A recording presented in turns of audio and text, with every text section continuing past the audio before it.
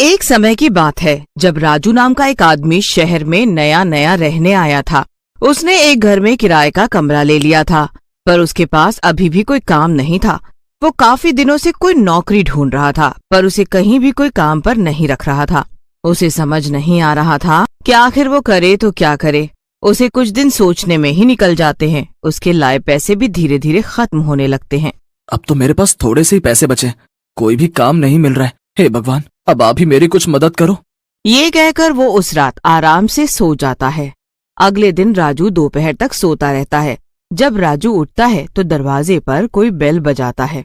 राजू उठकर दरवाजा खोलता है तो उसके सामने मकान मालिक का बेटा खड़ा होता है। अरे मोहित, तुम इस वक्त यहाँ क्या कर रहे हो? अंकल, आज मेरा जन्मदिन है तो मैं आपके लिए कुछ खाने के लिए लेकर आया हूँ। अरे जन्मदिन बहुत बहुत मुबारक हो तुमको। थैंक यू अंकल, चलो मैं चलता हूँ।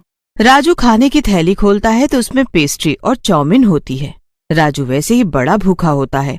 वो फटाफट प्लेट में चाउमीन निकाल कर खाता है। चाउमीन खाते खाते राजू के दिमाग में आइडिया आता है। अरे क्यों ना मैं ये चाउमीन बेचना ही शुरू कर दूं। इसमें तो कुछ लागत भी नहीं है, बस चाउमीन और थोड़े बहुत मसाले। इसमें तो बड़ी ही कमाई भी होगी और बनाने में भी आसान है। ये तो बहुत ही बढ़िया आइडिया है। कल मैं जाकर सब सामान का इंतजाम कर लेता हूँ और परसों से अपनी चाउमीन की रेडी तैयार। बस राजू फिर बिल्कुल ऐसा ही करता है। सबसे पहले वो एक पुरानी रेडी खरीदता है और उसके बाद चाउमीन के पैकेट और बाकी सब सामान खरीदकर वो सब सेट कर देता है। आखिरकार मेरा काम शुरू हो ही गया। बस कल भगवान का नाम लेकर मैं अपनी चाउमीन की रेडी लगाऊंगा। खूब मेहनत करूंगा और पैसे इकट्ठे करके अपने गांव भेज दूंगा। उसके बाद माँ बाबूजी को कोई भी दिक्कत नहीं होगी। मीना की शादी भी फिर मैं अच्छी जगह करवा पाऊंगा। अगले दिन राजू बड़ी ही खुशी खुशी उठता है और सब तैयारी करके निकल पड़ता है अपना चाउमीन का ठेला लेकर। चौक पर जाकर वो एक कोने में अपना ठेला खड़ा कर लेता है। उसके बाद वो चाउमीन बनाना शुरू कर देता है। उसी रोड पर भीकू की चाउमीन की दुकान पहले से ही होती है, पर वो दुकानदार हर चीज बहुत ही महंगी देता था। जब लोग राजू की चाउमीन खाने आते हैं तो वो खाते ही रह जाते हैं। सब उसकी बनाई चाउमीन की खूब तारीफ करते हैं। धीरे धीरे राजू के ठेले पर काफी भीड़ जमने लगती है और भीकू की दुकान पर लोग जाना बंद कर देते हैं। इस चाउमीन के आते ही हमारी सेल बिल्कुल बंद ही हो गई है। ऐसा कैसे चलेगा? मालिक, ये बहुत ही स्वाद चाउमीन बनाता है और बेचता भी बहुत कम दाम पर है, इसीलिए सब उसके पास जाते हैं। तुझे कैसे पता कि स्वाद चाउमीन है उसकी?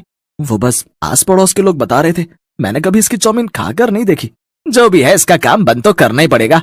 भीकू एक दिन राजू के पास जाता है। वो उससे ठेला हटाने की बात करता है। देखिए, ठेला जल्द से जल्द यहाँ से हटा ले, समझा? अरे भैया, आप मुझे धमकी नहीं दे सकते। धमकी तो मैंने दे दी। अब देख ले, अगर अपनी सलामती चाहता है तो ये ठेला कल से यहाँ नहीं लगना चाहिए। इतना कहकर भीकू वहाँ से चला जाता है और राजू टेंशन में आ जाता है। अभी तो मेरा काम जमा था और अभी से ये सब दिक्कत आनी शुरू हो गई। अरे भैया, कुछ ना कर पाएगा ये। आप अपना ठेला आराम से लगाओ। ऐसे लोग आपको डराएंगे क्योंकि उनकी दुकान बंद पड़ गई है, पर अगर आप डर जाओगे तो कोई भी काम नहीं कर पाओगे। हिम्मत से काम लो और कल भी अपना ठेला ऐसी जगह लगाना। उस लड़के की बात राजू को सही लगती है। वो अगले दिन बिना डरे उसी जगह अपना ठेला लगाता है। ये देख भीकू को बहुत गुस्सा आता है। वो अपनी दुकान से 2 नौकरों को राजू को पीटने के लिए भेजता है। दोनों राजू को पीटने पहुंच जाते हैं और उसके साथ हाथापाई करने लगते हैं। राजू को पीटते देख कुछ लोग उसे बचाने आ जाते हैं। उस दिन भीकू बच जाता है, पर अब भीकू कुछ नई तरकीब निकालता है। वो पुलिस वाले को कुछ पैसे देता है और उनसे राजू का ठेला हटवाने को बोलता है। एक पुलिस वाला राजू के ठेले के पास पहुंच जाता है और उसे गुस्से से बोलता है। हाँ भाई, बहुत हिम्मत आ गई तुझ में। किससे परमिशन लिया तूने यहाँ ठेला लगाने की? लाइसेंस कहाँ तेरा? परमिशन? लाइसेंस? अब मेरे पास इनमें से कुछ भी नहीं है सर। ऐसा तो फिर चल अभी थाने। हवलदार, रेस के रेडी उठाकर फेंको यहाँ से। नहीं साहब, ऐसा मत करो, ये मेरी रोजी रोटी है। मुझे गांव पैसे भेजने हैं, बहन की शादी है। अरे बहुत सुनी मैंने ऐसे कहानियां। चल रहे, थाने बंद कर इसे। पुलिस वाले राजू को थाने में ले जाकर खूब पिटाई करते हैं।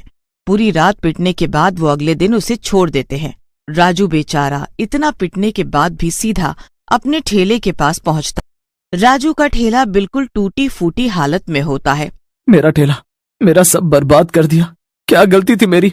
ऐसे तो हम गरीब लोग कभी भी काम नहीं कर सकते। राजू रो रहा होता है कि तभी उसकी नजर भीकू पर जाती है, जो बड़ा खुश दिख रहा होता है। राजू समझ जाता है कि ये सब भीखू का ही किया धरा है। मैं सब समझ गया हूँ कि ये सब तुमने ही किया है। आज तुम मुझ पर हंस रहे हो ना, भगवान सब देख रहा है। हाँ तो देखने दे भगवान को भी, हमने कौन सा उन्हें रोका है। राजू रोता हुआ घर चला जाता है और घर जाकर उसके सर में बहुत दर्द होने लगता है।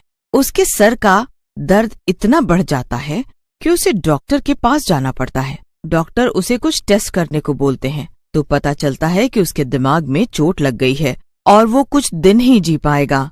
राजू बहुत रोता है। राजू बेचारा अब काम नहीं कर पाता। उसकी बहन की शादी तय हो चुकी होती है। उसे हर हाल में गांव में पैसे भेजने होते हैं। राजू अपनी चोट की बात भी घर नहीं बता सकता था और वो बेचारा अकेले ही घुटता रहता है। कुछ ही दिन में राजू की मौत हो जाती है और वो मरने के बाद एक भूत बन जाता है। मीना की शादी के लिए पैसे तो मैं जोड़ कर ही रहूंगा। मरने के बाद ही सही मैं अपना फर्ज निभाऊंगा और इस भीखू से भी अपनी मौत का बदला लूंगा। आज इसकी वजह से मेरी जान चली गई और इसकी वजह से मेरे माँ बाप जिंदगी भर अकेले रहेंगे। उनका बस मैं ही एक सहारा था जो कि इस भीखू की वजह से छिन गया। अगले दिन भूत राजू के भेष में अपनी रेड़ी लेकर निकलता है और वहीं उसी जगह जाकर चौमिन बनाने लगता है। उसके पास हमेशा की तरह भीड़ जमा हो जाती है। राजू के हाथ मशीन की तरह काम कर रहे होते हैं। ये देख भीखू को बड़ा गुस्सा आता है। शाम को अकेले में वो राजू के पास अपने एक नौकर को भेजता है और खुद घर चला जाता है। तुझ में इतनी हिम्मत कहाँ से आ गई और तेरी चोट इतनी जल्दी कैसे ठीक हो गई? इतना पिटवाया था मालिक ने तुझे। इतना कहते ही राजू भूत में बदल जाता है। भूत भूत, अब बोल क्या बोल रहा था? ले पकड़ मेरा गला। जैसे उस दिन तूने मेरे सर पर मारा था वैसे आज भी मार कर दिखा। मुझे जाने दो, मुझे जाने दो। अरे अभी तो तू इतनी हिम्मत दिखा रहा था और अभी इतना डर रहा है। ऐसे बसा थोड़ी आएगा। वो मैंने मालिक के कहने पर मारा था, मुझे छोड़ दो। चल ठीक है, एक शर्त पर तुझे छोड़ दूंगा। क्या क्या? जब तक मैं मना ना करूं तब तक तुझे चौमिन खाते रहने होगी। भूत नौकर के सामने ढेर सारी चौमिन रख देता है। कुछ देर नौकर चौमिन खाता है पर फिर उसका पेट भर जाता है और उससे चौमिन खाई नहीं जाती। भूत के डर से वो नौकर इतनी चौमिन खा जाता है कि उसे उल्टियां होने लगती है। उसकी हालत बहुत बुरी हो जाती है। उसका पेट फटने को हो जाता है। भूत उसे ऐसी हालत में सड़क पर छोड़कर गायब हो जाता है। उसके बाद कुछ लोग उसे ऐसे देखते हैं और हॉस्पिटल में एडमिट कर देते हैं। अगले दिन भीखू को पता चलता है कि उसका नौकर हॉस्पिटल में है और राजू ने फिर से चौमिन का ठेला लगा रखा है। ठेले पर पहले से भी ज्यादा भीड़ है और उसकी खूब कमाई हो रही है। भीखू अपने दूसरे नौकर को बुलाता है और उसे भी राजू को पीटने को भेजता है। अब रात को दूसरा नौकर भी राजू के पास जाता है पर उसके साथ भी बिल्कुल वैसा ही होता है। राजू भूत में बदल जाता है। अच्छा तो अब तू आया है मुझे मारने, पर मरे हुए को तू दोबारा कैसे मारेगा? तुम लोगों के कारण मैं पहले ही मर चुका हूँ। अब तो तुम सबकी बारी है मरने की। नहीं नहीं, मुझे जाने दो, मुझे जाने दो। मैंने कुछ नहीं किया, मुझे छोड़ दो प्लीज। ठीक है, पर मेरी एक शर्त है। भूत दूसरे नौकर को भी ऐसे ही चौमिन पर चौमिन खिला देता है कि उसकी भी हालत हॉस्पिटल जाने वाली हो जाती है। अब भीखू दुकान में अकेला रह जाता है। उसे समझ ही नहीं आता कि आखिर दोनों नौकर हॉस्पिटल कैसे पहुंच गए। वो दोनों से मिलने हॉस्पिटल जाता है और वहां उसके नौकर उसे पूरी कहानी बताते हैं। ये सुनकर भीखू की हालत खराब हो जाती है। भीखू बहुत डर जाता है। वो डरते हुए अपनी दुकान पर जाता है। दूर से वो राजू को चौमिन बनाते देखता है। कौन कह सकता है कि आदमी एक भूत है? कैसे हम लोगों की तरह चौमिन बनाकर बेच रहा है? खैर, अब मुझे अपने बारे में सोचना है। मुझे जल्द से जल्द दुकान यहाँ से बेचनी होगी।